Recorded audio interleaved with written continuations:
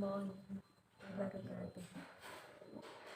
Alhamdulillahirabbil alamin wa bihi nasta'in wa ala umuri dunya waddin. Wassalatu wassalamu ala asyrofil anbiya'i wal mursalin sayyidina wa maulana Muhammad. Yang terhormat Ibu Rohana MPDI selaku dosen mata kuliah ilmu dakwah dan teman-teman yang telah menonton video. Saya Nur Solihah NIM 214031065.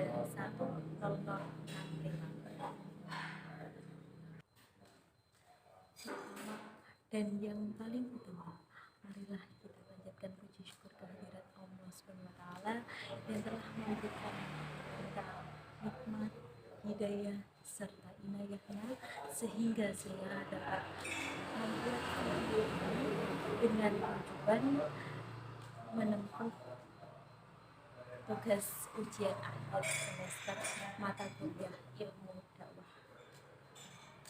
Kedua kalinya sholawat serta salam senantiasa kita haturkan kepada junjungan kita, Nabi besar, Nabi agung, Nabi akhirul zaman, Nabi Allah, Nabi Muhammad sallallahu alaihi wasallam.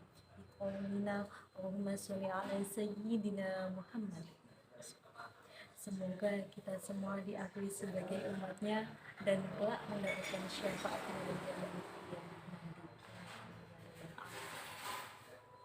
Di sini saya akan menyampaikan tentang ikhlas dalam beribadah. Nah, pastinya dari teman-teman tidak asing lagi dengan kata ikhlas. Dan pasti teman-teman juga sudah melakukan ikhlas dalam aktivitas setiap hari. Baik aktivitas apapun itu pasti bisa diniatkan dengan ikhlas. Nah, bicara terkait ikhlas, apa sih itu ikhlas? Pengertian ikhlas itu apa? Menurut Sang Hujatul Islam, Sufi Agung Pakar Hukum Islam, Imam Abu Hamid Al-Ghazali, dalam kitabnya Kitab Qami'ul Al-Taqiyyan, beliau mendefinisikan ikhlas merupakan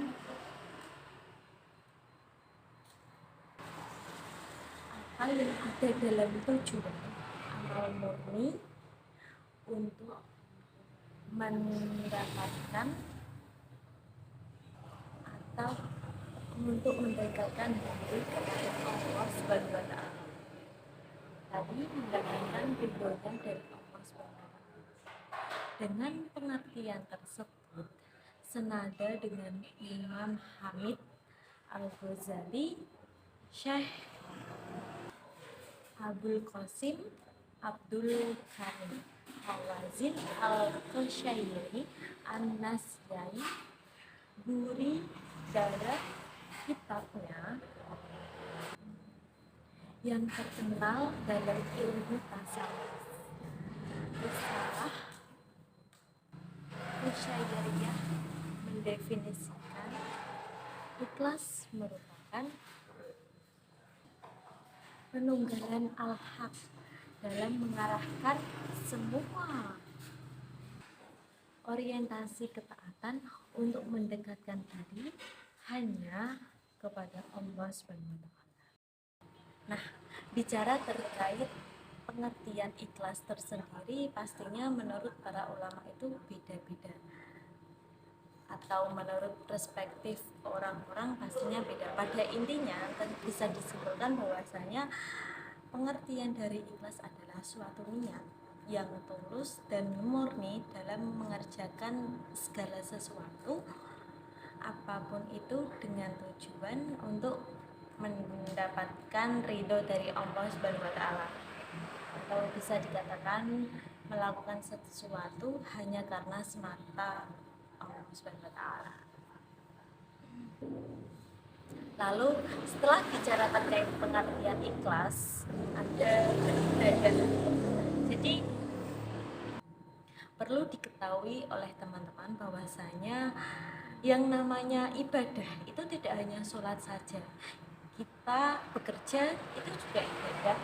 Kita melakukan sebuah aktivitas dalam hal kebaikan, contohnya di sebuah organisasi sudah melakukan itu juga bisa dikatakan sebuah ibadah. Dan hal kecil tanpa kita sadari seperti senyum sendiri itu juga bisa dikatakan ibadah.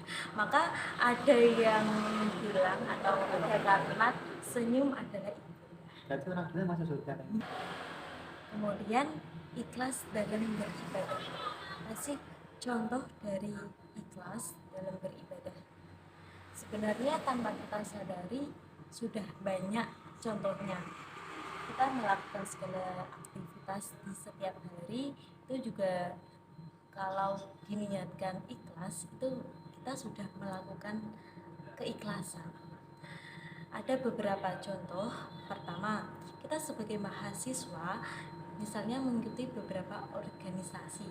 Nah, dari berbagai organisasi tersebut itu dinamakan organisasi non-profit. Non-profit itu kan tidak mendapatkan finansial. Jadi kita sudah berjuang, sudah melakukan ini itu, akan tetapi tidak mendapatkan finansial. Maka hal tersebut sudah bisa dikatakan kita sudah melakukan sebuah keikhlasan dalam beribadah di organisasi.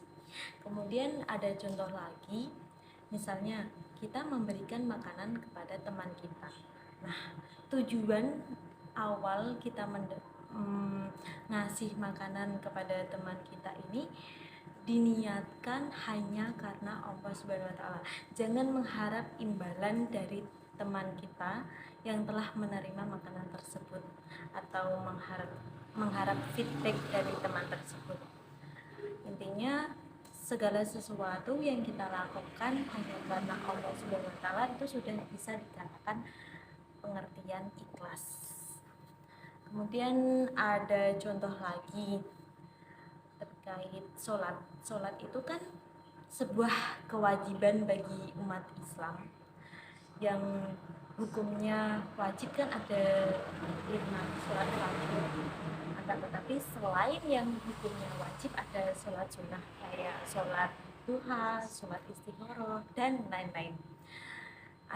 Terkadang kita mendengar gini, kita pengen kaya, maka kita sholat duha atau melakukan sholat duha.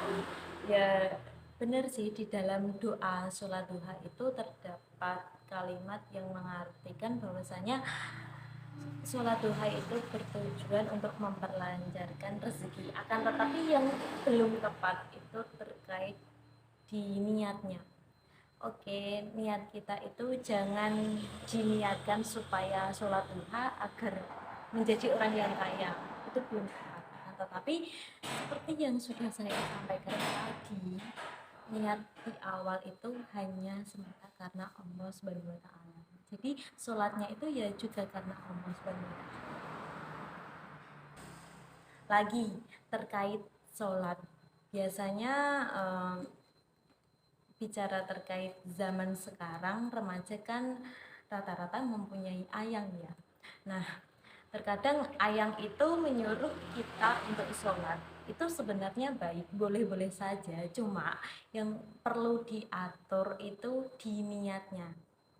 Boleh diingatkan atau disuruh sholat, tapi tetap niatnya hanya karena Allah Subhanahu wa taala. Lalu bagaimana agar amal bekerja dan beribadah dengan ikhlas?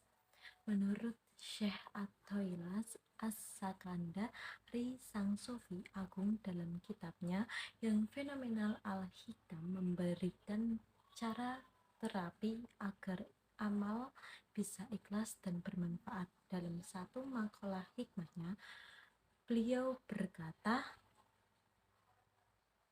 sembunyikan wujudmu pada tanah yang tak dikenal, sebab sesuatu yang tumbuh dari biji yang tak ditanam tak akan berbuah sempurna.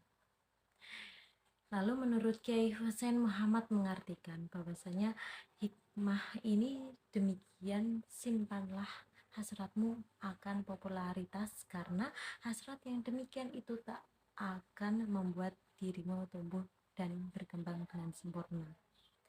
Terapi ikhlas yang ditawarkan Syekh Athoillah ini agar hidup tumbuh dan bisa berkembang dengan manfaat dan meraih kebahagiaan, terbebas dari belenggu manipulasi realitas sebuah citra untuk kepentingan tertentu yang mencipta fata morgana sosial yang di dalamnya tanda-tanda simbol-simbol telah tercabut dari kebenaran. Citra akan popularitas memangsa dunia realitas dan membunuh kebenaran. Itulah sebabnya kenapa bekerja dan beribadah atau segala sesuatu harus dilandasi dengan ikhlas. Ada yang mengatakan bahwasanya ikhlas merupakan ruhnya amal. Jika amal tanpa ikhlas seperti halnya jasad tanpa ruh. Dalam bahasa lain, beramal perlu adanya ketulusan dan keikhlasan. Atau orang Jawa menyebutkannya itu sepi ing pamrih, rame ing gawe. Bahasa Indonesianya, sepi dalam pamrih, ramai dalam bekerja. Dengan pekerjaan seperti inilah yang akan melahirkan peradaban manusia beradab dalam menata kemajuan bangsanya. Maka dari itu, marilah teman-teman kita melakukan segala sesuatu diniatkan dengan ikhlas, terutama ikhlas dalam beribadah. Itu tadi penyampaian dari saya terkait ikhlas dalam beribadah. Kurang lebihnya mohon maaf. Akhirul kalam. Wassalamualaikum warahmatullahi wabarakatuh.